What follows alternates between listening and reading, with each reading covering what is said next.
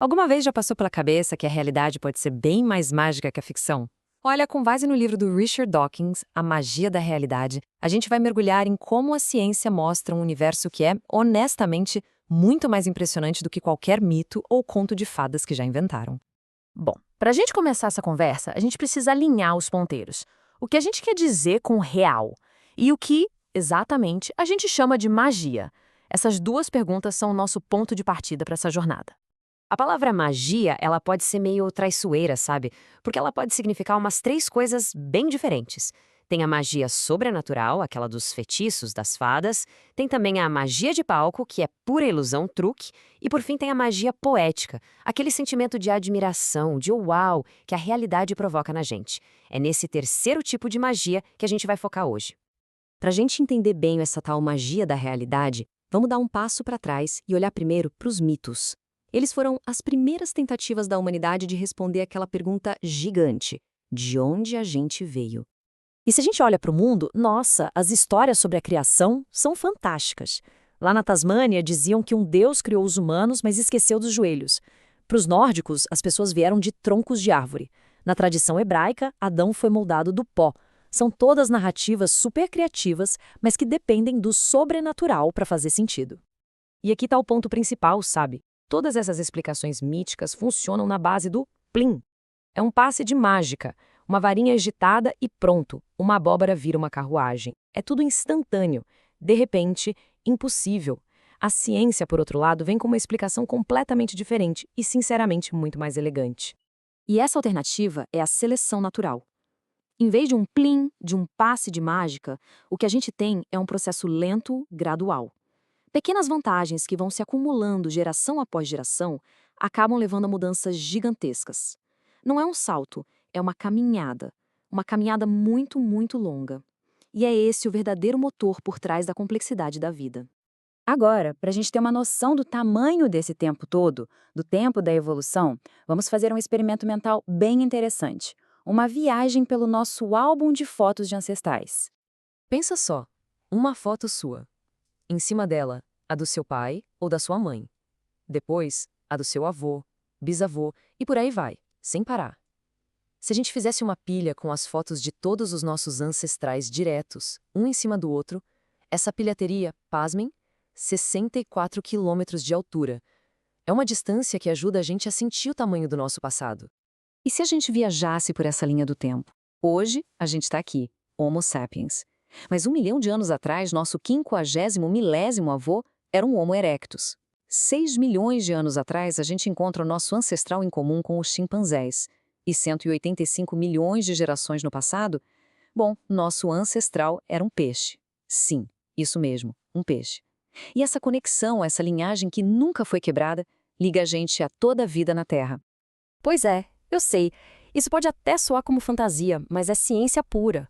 Essa jornada incrível é sustentada por muitas, muitas evidências.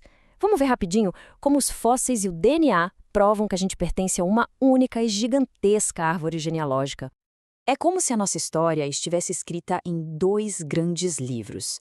O primeiro é o registro fóssil, a vida do passado que ficou gravada na pedra. E o segundo está dentro de cada um de nós. É o DNA, o código genético que todos os seres vivos compartilham. Funciona como um teste de parentesco definitivo. Olha só que exemplo concreto com o gene FOXP2. De mais de 2.000 letras de código genético, a versão humana é diferente da do chimpanzé em apenas 9 letrinhas. Já a do camundongo difere em 139. O DNA mostra pra gente com essa precisão o grau de parentesco entre as espécies. É incrível. Tá, beleza. Isso tudo leva a gente a uma pergunta bem óbvia, né? Se todos nós compartilhamos ancestrais, por que existe essa variedade tão absurda de animais no mundo? Para entender isso, a evolução das línguas é uma analogia perfeita. Pega esse texto em português do século XVI que está aí. A gente consegue reconhecer, mas é bem diferente do que a gente fala hoje, né? Com o tempo e principalmente com o isolamento, dialetos vão mudando tanto que acabam virando línguas distintas. O mesmo processo acontece com as espécies. Então, qual seria a receita de bolo para criar novas espécies? Primeiro, comece com uma população ancestral. Depois, use uma barreira para dividir o grupo. Com eles isolados, o tempo passa e cada grupo acumula mudanças genéticas diferentes. No fim, eles se tornam tão distintos que não conseguem mais ter filhos juntos. E, pronto, temos duas espécies onde antes havia uma só. E isso não é só teoria, não. As Ilhas Galápagos são a prova viva disso.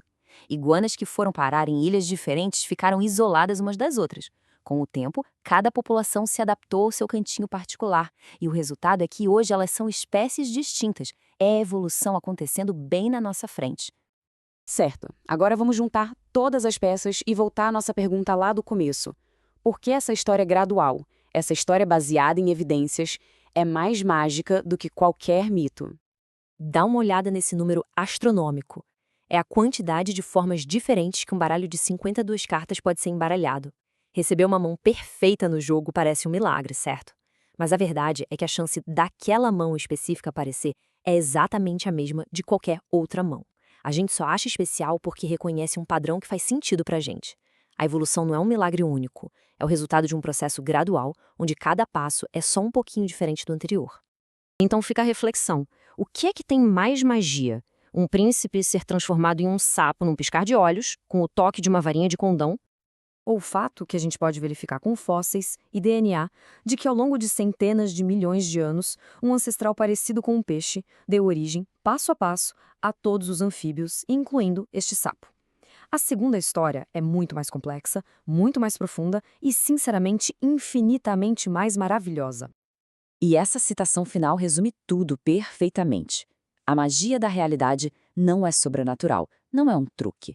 É absolutamente fascinante. Fascinante e real. Fascinante porque é real. No fim das contas, a beleza da ciência é que ela não acaba com o mistério, ela o aprofunda. Obrigado pela companhia nesta análise.